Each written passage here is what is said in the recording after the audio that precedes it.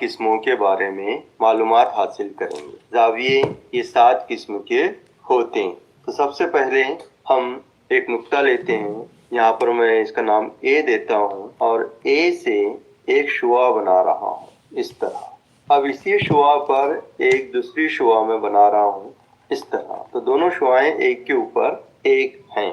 जैसे घड़ी के कांटे कभी कभी एक के ऊपर एक आ जाते हैं, मिनट का कांटा घंटे के कांटे के ऊपर आ जाता है, उसी तरह ये एक के ऊपर एक 2 शुआएं मैंने यहाँ बनाया हूँ। अब ये घूमना शुरू होंगी तो जाविये बनना शुरू होंगे। जैसे घड़ी के कांटे जब घूमते हैं तो छोटे बड़े जाविये बनते चले जाते हैं। इसी तरह अब यहाँ से हम जाविये अलग अलग किस्म के बनाना शुरू करेंगे। अभी क्योंकि ये एक ही जगह है दोनों शुआएं, इसलिए इसे हम सिफर दर्जे का जाविया कहते हैं। तो सिफर दर्जे का जाविया इसे हम कहेंगे, और सिफर दर्जे का जाविया है इसीलिए इसे सिफर जाविया कहते हैं।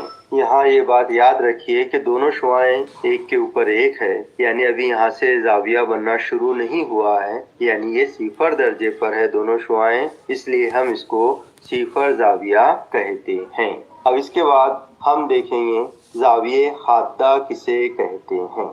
जाविया हाद्दा जो है वो सिफर दर्जे से बड़ा लेकिन 90 दर्जे से छोटा होता है। तो हाद्दा जाविये बेशुमार बन सकते हैं, यानी बहुत सारे बन सकते हैं। हाद्दा जाविये ये बहुत सारे बनते हैं क्योंकि इसकी शुरुआत होती है 0 दर्जे से ज्यादा और 90 दर्जे से कम। यानी 0 दर्जे से ज्यादा बोलो तो 1 दर्जा, 2 दर्जे, 3 दर्जे, 4 दर्जे, इस तरह 10, 20, 30, 40, 50, 60, 70, 80 दर्जे और 90 से कम दर्जे तक के बहुत सारे जाविये बनते हैं। ये सब के सब हाद्दा।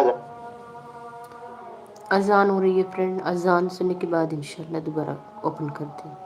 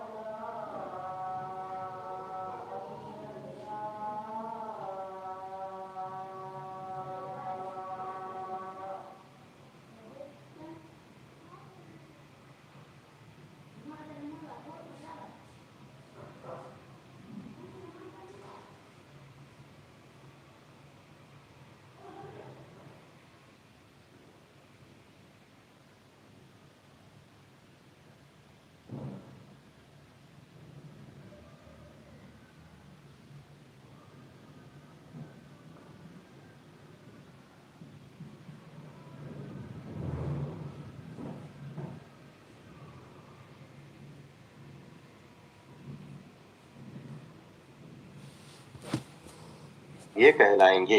शर्त क्या है? 0 से बड़ा होना चाहिए और 90 दर्जे से कम होना चाहिए, यानी 90 दर्जे से छोटा होना चाहिए। तो ऐसे जाविये को हम हाद्दा जाविया कहते हैं। हाद्दा जाविये के बाद में जैसे ही शुआ 90 दर्जे पर पहुंचती है तो ये जाविया कायमा जाविया कहलाता है। कायमा जाविया 90 दर्जे का होता है, ना कम ना ज्यादा, इसकी पैमाइश फिक्स होती है, 90 दर्जे ही होना चाहिए, तभी हम इसको जाविये कायमा कहेंगे। ना कम होना चाहिए 90 दर्जे से, ना ही ज्यादा होना चाहिए। तो 90 दर्जे के जाविये को हम अपनी आंखों से भी पहचान सकते हैं, जैसे हमारे लेटर बुक के किनारे होते हैं, कागज के किनारे होते हैं, घर के कोने होते हैं, टेबल का कोना होता है, ये सब 90 दर्जे के जाविये से बनता है। तो हमने ये 3 जाविये अभी देखे हैं। 0 दर्जे का जाविया, उसके बाद में जैसे ही फासला थोड़ा बढ़ गया 0 दर्जे से ज्यादा, तो ये बन गया हाद्दा जाविया। तो हाद्दा जाविये के राशि नुक्ते का नाम मैं बी दे देता हूँ, तो जाविया बी ये हाद्दा जाविया है। इसके बाद हमने देखे कायमा जाविया जो 90 दर्जे का होता है, इसके राशि नुक्ते को मैं नाम देता हूँ सी, यानी ये हो गया जाविये कायमा सी 90 दर्जे का, ना छोटा ना बड़ा। अब हम 90 दर्जे के जाविये से बड़ा जाविया बनाएंगे, यानी 91 दर्जे, 92 दर्जे, 93 दर्जे। तो 90 दर्जे से जो बड़ा जाविया होता है लेकिन 180 दर्जे से छोटा, इसे हम मुनफरजा जाविया कहते हैं। तो मुनफरजा जाविये की क्या पहचान है कि वो 90 दर्जे से बड़ा होता है और 180 दर्जे से छोटा होता है। तो मुनफरजा जाविये भी बहुत सारे बनते हैं, यानी 90 से ज्यादा वाला जो जाविया होता है, ज्यादा दर्जे का जो जाविया होता है, वो मुनफरजा जाविया कहलाता है। यानी 91 दर्जे, 92 दर्जे, 93 दर्जे, इसी तरह 100 दर्जे, 110 दर्जे, 120 दर्जे, कहाँ तक के 180 से कम तक। 180 से कम तक जितने भी जाविये बनेंगे वो सब के सब मुनफरजा कहलाएंगे। तो याद रखिए, मुनफरजा जाविये की पैमाइश 90 दर्जे से ज्यादा होना चाहिए और 180 दर्जे से कम होना चाहिए। तो ये जाविया जो हमने बनाए हैं, जाविया डी, ये 180 दर्जे से कम है लेकिन 90 दर्जे से ज्यादा है। इसको भी हम देखकर पहचान सकते हैं कि ये मुनफरजा जाविया है, क्योंकि 90 से बड़ा दिखाई दे रहा है और 180 दर्जे से छोटा नजर आ रहा है, तो इसे मुनफरजा जाविया हम कहेंगे।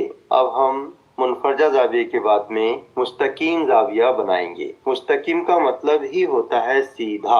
जब हम सीधी लकीर खींचते हैं तो वो 180 दर्जे की बन जाती है। तो सीधी लकीर जो भी होती है वो 180 दर्जे की होती है। यानी ये जो जाविया है दरमियान में जो मैंने नाम दिया हूँ ई राशि नुक्ते का, तो यहाँ से यहाँ जो जाविया ई बना है ये पूरा 180 दर्जे का है। तो 180 दर्जे का जाविया बिल्कुल सीधी लकीर की तरह नजर आता है, यानी मुस्तकीम यानी सीधा। तो ये मुस्तकीम जाविया कहलाता है। ये 180 दर्जे का होता है, ना कम ना ज्यादा। इस तरह इसकी दूसरी शुआ को और नीचे झुकाया जाए या घुमाया जाए तो कौन सा जाविया बनता है। ये मैंने एक शुआ बनाया हूँ और इसको 180 दर्जे से मैंने नीचे की तरफ और घुमा दिया हूँ। इसके राशि नुक्ते का नाम मैं एफ रखता हूँ, यह है एफ। अब ये जाविया मैंने इधर से इस तरह घुमाया हूँ, तो आप देख रहे हैं काफी ज्यादा घुमा है ये। तो ये 180 दर्जे से ज्यादा घूम गया। ऐसा जाविया जो 180 दर्जे से ज्यादा हो लेकिन 360 दर्जे से छोटा हो, उसे हम मुकर्ररा जाविया कहते हैं। तो याद रखिए आप कि 180 दर्जे से ज्यादा होना चाहिए और 360 दर्जे से कम होना चाहिए। तो इस जाविये को हम मुकर्ररा जाविया कहते हैं। तो ये जो जाविया एफ है ये मुकर्ररा जाविया कहलाता है। अब इसके बाद में मैं एक जी जाविया बना रहा हूँ। अब यहाँ पर जाविये की दूसरी शुआ घुमाकर मैं सीधा वापस पहली वाली शुआ पर लाता हूँ, यानी इस शुआ का एक पूरा चक्कर घूमकर वापस अपनी जगह आ गया है। यानी इसका मतलब ये हुआ कि ये शुआ पूरी गोल घूमकर वापस अपनी जगह आई है, यानी इसने 360 दर्जे का चक्कर लगाया है। तो 360 दर्जे के जाविये को सालिम जाविया कहते हैं। अब इसे पहचानने के लिए हमें ये बताना पड़ता है कि पहली शुआ घूमकर इस तरह वापस अपनी जगह आई है। अगर हम इस तरह का गोल निशान लगाकर नहीं बताएंगे तो 0 दर्जे के जाविये में यानी 0 जाविये में और सालिम जाविये में फर्क नजर नहीं आएगा। तो 0 जाविया जो बनता है वो भी दोनों शुआएं एक के ऊपर एक होती है, और 360 दर्जे का जाविया यानी सालिम जाविया जो होता है वो उसमें भी शुआ एक के ऊपर एक होती है। दोनों को पहचानने के लिए हमें ये बताना पड़ता है निशान के जरिए कि पहली शुआ पूरी तरह गोल घूमकर अपने असल मुकाम पर वापस आई है, यानी 360 दर्जे का पूरा चक्कर इसका मुकम्मिल हुआ है, इसीलिए इसको सालिम जाविया कहते हैं। तो हमने आज 7 जावियों के बारे में मालूमात हासिल किए हैं। सिफर जाविया जो सिफर दर्जे का होता है, उसके बाद में सिफर दर्जे से लेकर 90 दर्जे से कम तक जो जाविये बनते हैं वो सब हादा जाविये होते हैं, यानी हादा जाविये एक से ज्यादा बनते हैं। उसके बाद हमने सीखे कायमा जाविया 90 दर्जे का होता है। ये एक ही होता है क्योंकि इसकी पैमाइश 90 दर्जे होना चाहिए, ना कम ना ज्यादा, तभी हम इसको कायमा जाविया कहते हैं, और ये एक ही बनता है 90 दर्जे का। उसके बाद में हमने सीखे मुनफरजा जाविया। मुनफरजा जाविया 90 दर्जे से बड़ा होता है लेकिन 180 दर्जे से छोटा होता है। तो ये मुनफरजा जाविये भी बहुत सारे बनते हैं, जिसे हम देखकर भी पहचान सकते हैं कि ये मुनफरजा जाविया है, और ये बहुत सारे बनते हैं क्योंकि 90 दर्जे से ज्यादा होना चाहिए और 180 दर्जे से कम होना चाहिए। उसके बाद में हमने मुस्तकीम जाविया समझे हैं।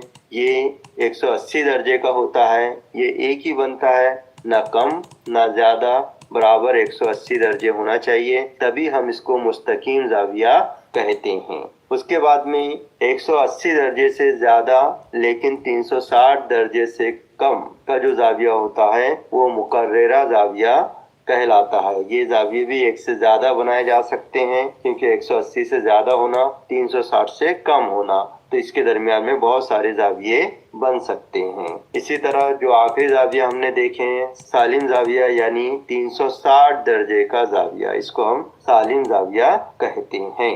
यानी ये 0 दर्जे से घूमकर पूरा वापस जब शुआ अपने असली मुकाम पर आ जाती है तो पूरा जो एक गोल चक्कर लगा के अपनी वापस अपनी जगह आती है, तो ये 360 दर्जे का चक्कर होता है, यानी ये 360 दर्जे मुकम्मिल घूम कर आती है, इसीलिए इसको हम सालिम जाविया कहते हैं, जो 360 दर्जे का होता है।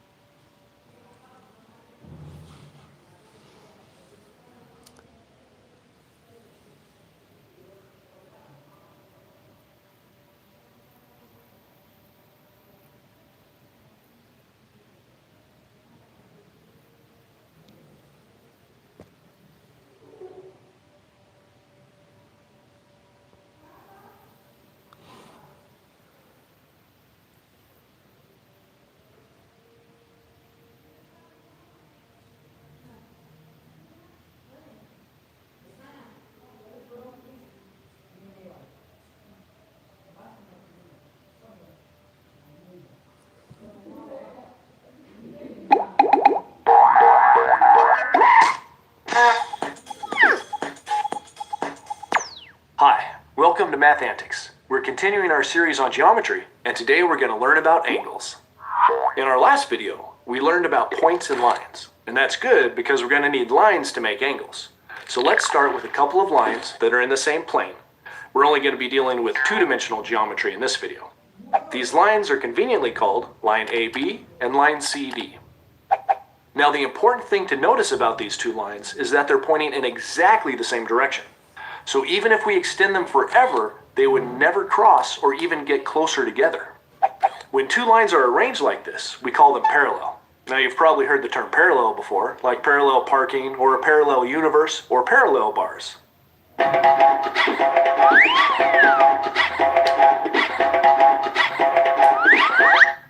Okay, so parallel lines are lines that will never cross, even if they go on forever. But what if I take one of our lines and give it a little nudge? Now the lines aren't parallel anymore. In fact, they cross at this point right here. Let's name it point P. When lines cross at a point like this, we say that they intersect, and we call the point an intersection. And when lines intersect, they form angles. You can think of the angles as the spaces or shapes that are formed between the intersecting lines. These intersecting lines form 4 angles. 1, 2, 3, 4. But instead of calling them angle 1, 2, 3, and 4, in geometry, we name them by the points used to make them. For example, this angle here can be called angle DPB because if you trace along those points, like connect the dots, they outline that angle. And this angle here We can call that angle APD because connecting those dots forms that angle. Now when naming angles, there's a nice shorthand that we can use. Instead of writing the word angle over and over again, we can just use the angle symbol instead, which looks like this. But there's an even simpler way to name angles. To learn that way, let's erase all the points and letters on our lines except for the intersection point and this one point here. Now let's imagine that the line segment between these 2 points can rotate around the point of intersection just like a clock hand rotates around the center of a clock. Let's also imagine that as we rotate the line segment, the point out at the end leaves a trail, like if a pencil was attached to it. The trail, or path, that's left when we rotate the line segment all the way around forms a circle. But if we only go part way around, then it forms part of a circle that we call an arc. This arc can represent the angle that's formed when we rotate the segment from one position to another, like from this line to that line. And now, if we shrink down that arc so that it's close to the intersection point, and then put a letter by it, like the letter A, we have another way of showing an angle, angle A. And we can do this with any angle. So the angle up here, we can also draw an arc and call it angle B. So whenever you see a letter next to a little arc like this, it means that it's the name of the angle formed by that arc. Alright then, so now we have a diagram that shows angle A and angle B. And you might notice that those angles aren't the same size. B seems to be bigger than A. But what if we rotate one of our lines until the angles do look like they're the same size? Now our angles look kind of like a plus sign. Lines arranged like this are called perpendicular. Perpendicular lines are lines that form square corners when they intersect. And these square corner angles have a special name in geometry because they're really important. We call them right angles. There's even a special symbol that we use to show when an angle is a right angle. Because they form square corners, we use a little square instead of the arc that we use for the other angles. So whenever you see this symbol, you know that the angle you're looking at is a right angle, and that the lines that form it are perpendicular. Okay, now that you know what a right angle is, let's look at a simple one that's made from just 2 rays. What will happen if we take the ray pointing up and rotate it like the hand of a clock, a little bit to the right, a little bit clockwise? Well, we don't have a right angle anymore because the rays are no longer perpendicular. Instead, we have an angle that's smaller or less than a right angle. Angles that are less than right angles are called acute angles. On the other hand, if we rotated our ray to the left instead of the right, we would get an angle that's bigger or greater than a right angle. Angles that are greater than right angles are called obtuse angles. So there are 3 main kinds of angles that you need to know about: right angles, acute angles, and obtuse angles. Well, actually, there's one more type of angle that's pretty important, but it's kind of a strange one. It's called a straight angle. A straight angle is just what we get when we rotate our rays so that they point in exactly opposite directions.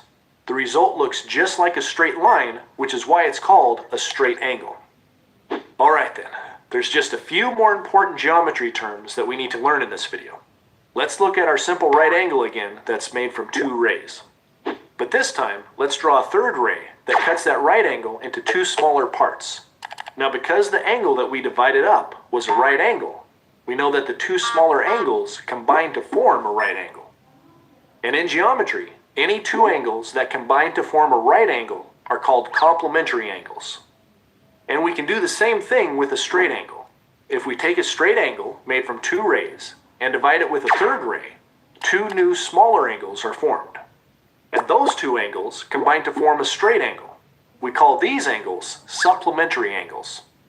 So complementary angles combine to form a right angle, and supplementary angles combine to form a straight angle. Alright, that's all we're going to learn about angles in this video. And if you're new to geometry, it might seem like a lot. So let's do a quick review of all the new geometry words we've learned. Lines that point in exactly the same direction will never cross and are called parallel lines. When lines do cross, they cross at a point called an intersection. Lines that intersect form angles. You can think of angles as the spaces between the lines. Angles can be named by the points that form them, just like connect the dots. An arc is a part of a circle. Arcs can be used to represent an angle between 2 intersecting lines. When intersecting lines form all exactly equal angles, the lines are perpendicular. Perpendicular lines form right angles. Right angles are square corners, and we use a special square symbol to show that an angle is a right angle. An angle that's smaller or less than a right angle is called an acute angle. An angle that's bigger or greater than a right angle is called an obtuse angle. A straight angle is formed by two rays pointing in exactly opposite directions. A straight angle is really just a straight line. Two angles that combine to form a right angle are called complementary angles. Two angles that combine to form a straight angle are called supplementary angles. In our next geometry video, we're going to learn more about angles and how to measure them. Thanks for watching Mathantics, and I'll see you next time. Learn more at mathantics.com.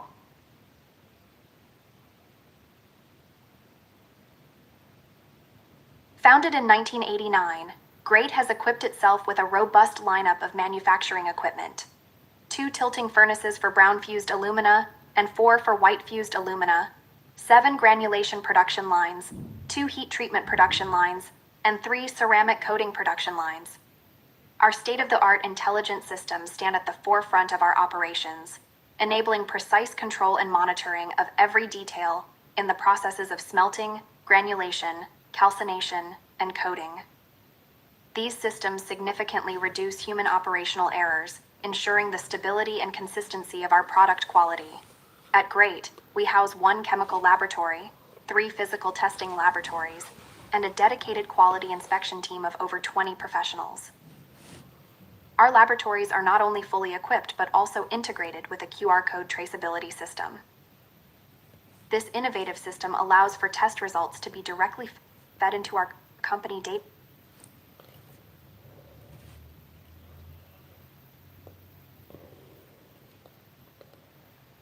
In this video, we're going to talk about lines and angles. The first type of line that you need to be familiar with are parallel lines. Parallel lines do not intersect. So let's call the first line A and the second line B. So we could say that A is parallel to line B. So these two lines are also parallel. They share the same slope. So if the first line has a slope of 3/4, the second line has the same exact slope. Perpendicular lines are different. Whenever you have 2 perpendicular lines intersecting each other, they will form a right angle. So they meet at 90 degrees. Let's call this line A and line B. So the way you can describe it, you could say line A is perpendicular to line B. So this symbol represents that those 2 lines are perpendicular. So let's say that line C has a slope of 3/4. What do you think the slope will be for line D? To find the slope of the perpendicular line, you need to flip the fraction. So instead of 3/4, it's going to be 4/3. Now you need to change the sign from positive to negative. So it has a slope negative 4/3.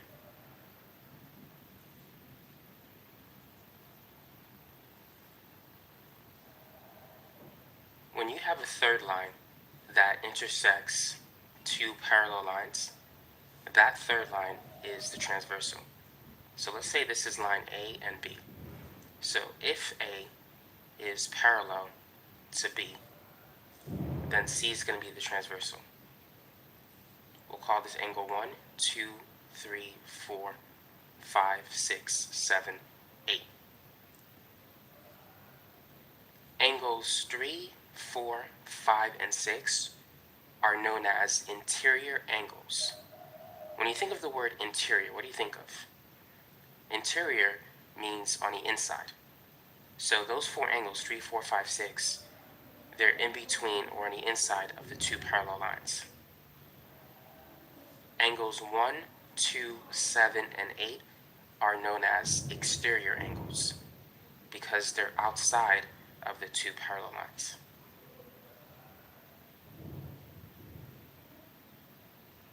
Now, which angles are alternate interior angles? You need to be able to identify those. So the fact that they're on the interior has to be between 3, 4, and 5, 6. 3 and 6 are alternate interior angles. They're on the inside of the two parallel lines, but they're opposite of the transversal. 3 is on the left side of the transversal, and 6 is on the right side of the transversal. So that's why they're called alternate interior angles. Now, alternate interior angles are congruent. So angle 3 is equal to angle 6. They have the same exact measure, assuming if A and B are parallel. Angle 4 and 5 are also alternate interior angles. They're congruent. Now, what about alternate exterior angles? Angle 1 and 8 are alternate exterior angles. It turns out also angle 2 and 7 are alternate exterior angles. Alternate exterior angles are congruent. They're the same. And if you're wondering why they're called alternate exterior angles, well, first, the word exterior. They're on the outside or on the exterior of the two parallel lines, and they alternate with reference to the transversal. So angle 1 is on the left side of the transversal, or line C. Angle 8 is on the right side. So they're on alternate sides. And 2 and 7 are alternate exterior angles. Now, the next term that you need to be familiar with are corresponding angles. Angle 2 and angle 6 are corresponding angles. Corresponding angles are congruent. Angles 1 and 5 are corresponding angles. Angles 4 and 8 are corresponding, and 3 and 7 correspond to each other. So angle 4 is congruent to angle 8, and angle 3 is congruent to angle 7. So those are corresponding angles. They're on the same position on the parallel lines in relation to the transversal.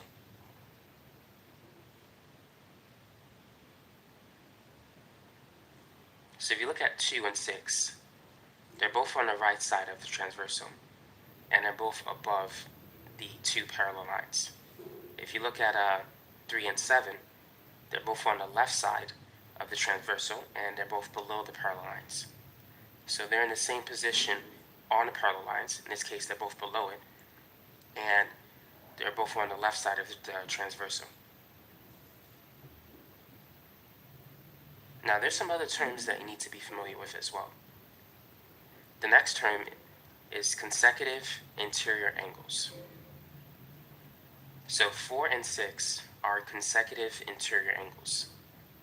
They're on the inside of the transversal. And consecutive means then basically the next one after. So for example, consecutive integers 2, 3, 4, 5, 6. 3 is consecutive to 2 because it comes right after. So if you look at this angle, the next one is 6. So those are consecutive interior angles. Consecutive interior angles, they add up to 180. So basically, they're supplementary. So angle 4 plus angle 6 adds up to 180. Angle 3 and angle 5 adds up to 180. So they're supplementary.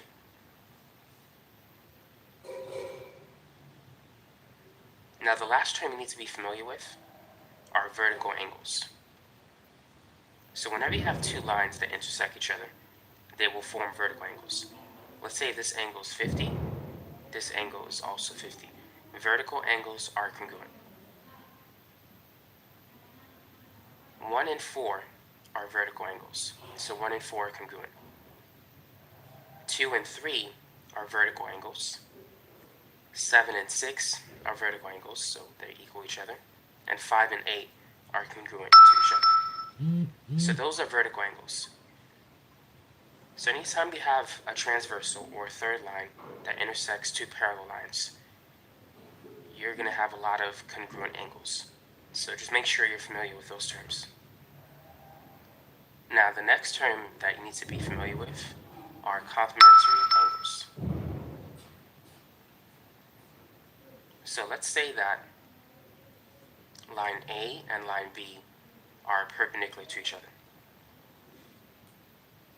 So let me just go ahead and extend those two lines. So that means that this angle between A and B is 90 degrees.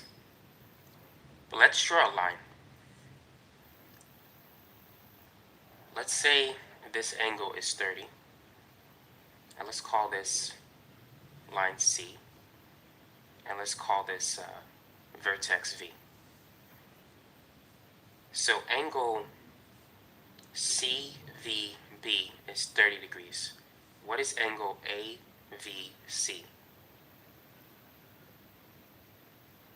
So you know they have to add up to 90 because angle AVB is 90. So 90 minus 30 is 60.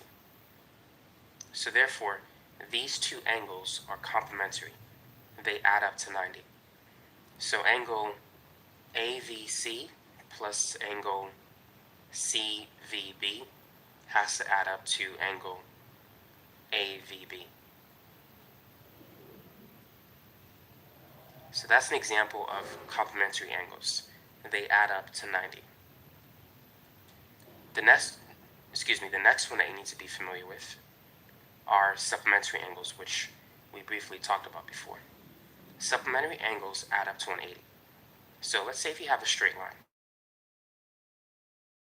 There's another line that passes through it. The total angle of a straight line will always be 180. A full circle is 360, so half a circle, that's 180. So if this angle is 60, the other angle has to be 120. So let's call this A, B, C, and D. So angle ABD, that's basically 120, plus DBC,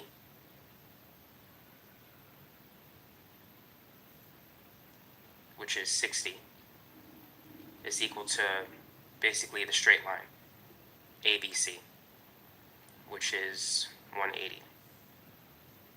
So whenever you have a straight line, all the angles that are part of that straight line has to add up to 180. So here's an example. Let's say this is 40 and this is 70. What is the missing angle? And this is a straight line. So 70 plus 40 plus x has to add up to 180. 70 plus 40 is 110. So to find the value of x, we need to subtract 110 from both sides. So x is 180 minus 110, so x is also 70 degrees. So now you're familiar with the terms supplementary and complementary.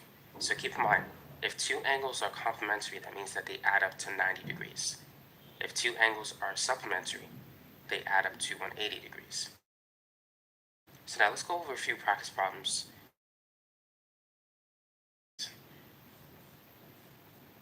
So I'm going to give you a few questions, and I want you to find the value of x.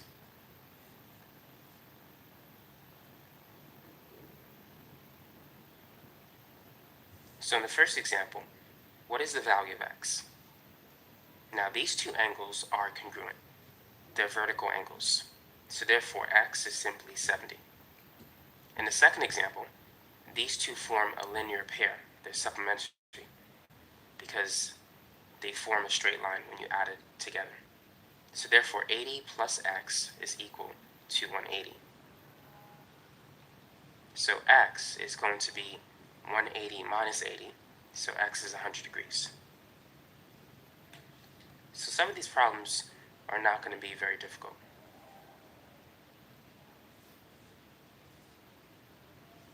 So let's say if this is 30 and this is 2x plus 5. and this is y. Find the value of x and y. Actually, let's say this is y plus 8. Feel free to pause the video and work on that problem. So we know that 30 and y plus 8 are vertical angles, so therefore they're congruent. So we can set 30 equal to y plus 8. Therefore, y is going to be 30 minus 8, so y is 22. Now, what is the value of x? Now, these two, they form a linear pair, so they're supplementary. So 30 plus 2x plus 5 has to add up to 180. So now we can find the value of x. 30 plus 5, that's 35. So if we subtract both sides by 35, 2x is 180 minus 35, which is 145. And then we need to divide by 2. So half of 140 is 70. Half of 5 is 2.5. So half of 145 is going to be 72.5. So that's the value of x.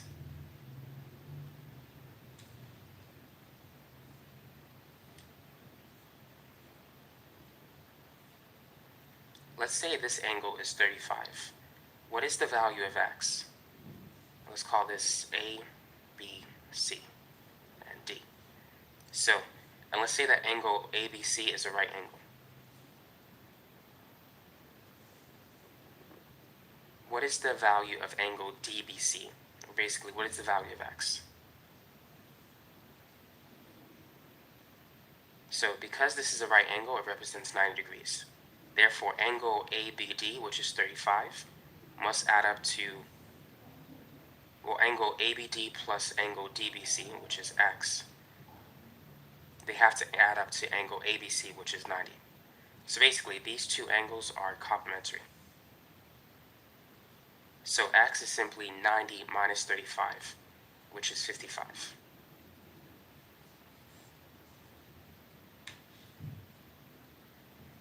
Here's another example. It's a very similar problem, but slightly different. So let's say this is 7x, and this is 11x. And let's say angle ABC is once again a right angle. What is the value of angle ABD? So feel free to pause the video and try this problem.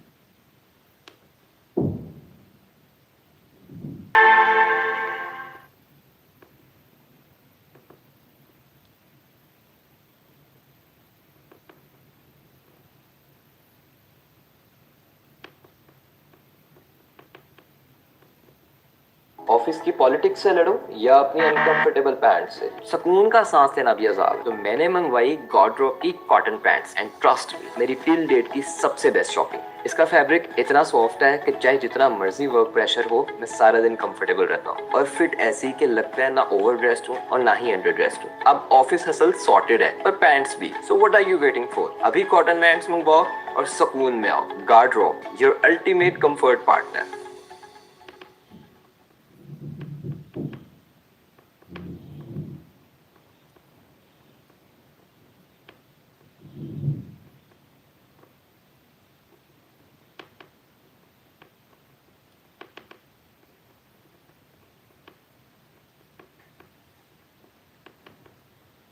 Angle ABD, which is represented by 7x, plus angle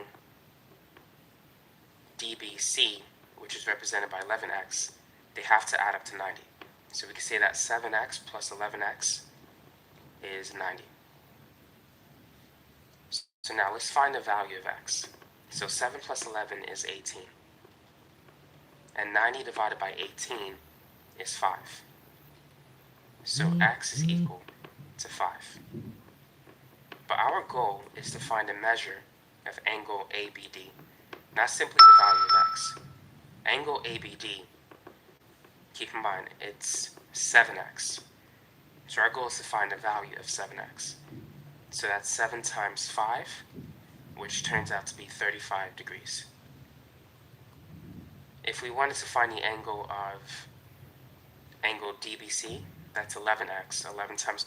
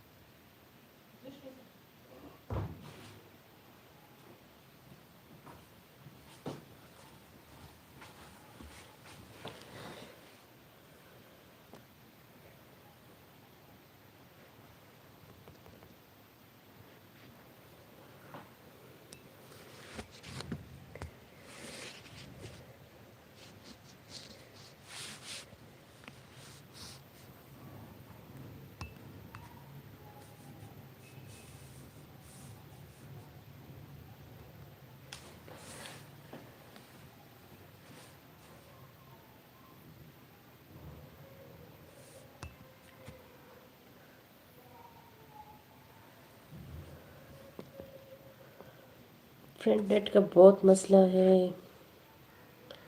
क्या करें। In this video, we're going to talk about transformations. Translations, reflections, and rotations. So, let's start with translations. So let's say if we have a circle in quadrant 2, and we wish to translate the graph 5 units to the right. The x value is going to increase by 5. So you're going to get a new picture, which most likely will be in the right side of the graph. So that's shifting the graph towards the right.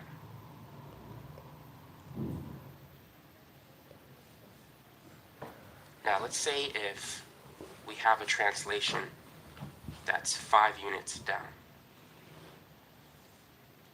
So this graph and all the points that it contains will go down 5 units. You have to decrease the y values by 5.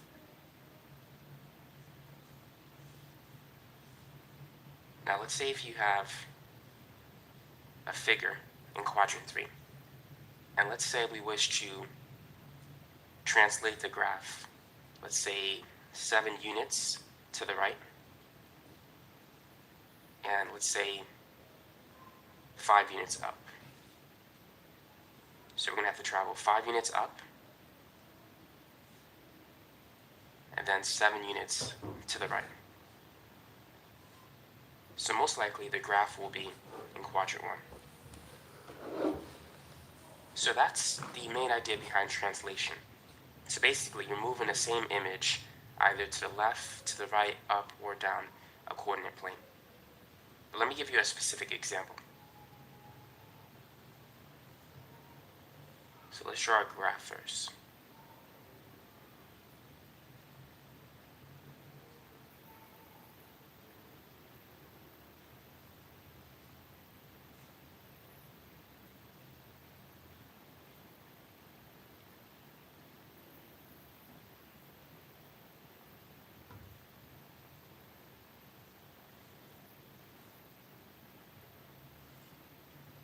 Let's call this point A, B, and point C. Translate the graph 5 units to the right and 4 units down. So if you move it to the right, it's going to be in quadrant 1. And then if you move it down, most likely it's going to be in quadrant 3. So therefore, we should have some figure. This is quadrant 4, by the way. We should have some figure in quadrant 4 that looks like this. It should have the same size, but in a different position. Now, the best way to go about doing this is to find all the points of the original figure. So point A, if you look at the graph carefully, point A is at -4, 1. Point B located at -2. I'm going to say it's closer to -2 than -3. And it has a y value of 3. And then point C is located at -1, 1. So that's for the original figure. Now, to find the points of the new figure, we need to add 5 to the x values because the graph is going to be shifted 5 units to the right. And then we need to subtract 4 from the y values. So this is the original point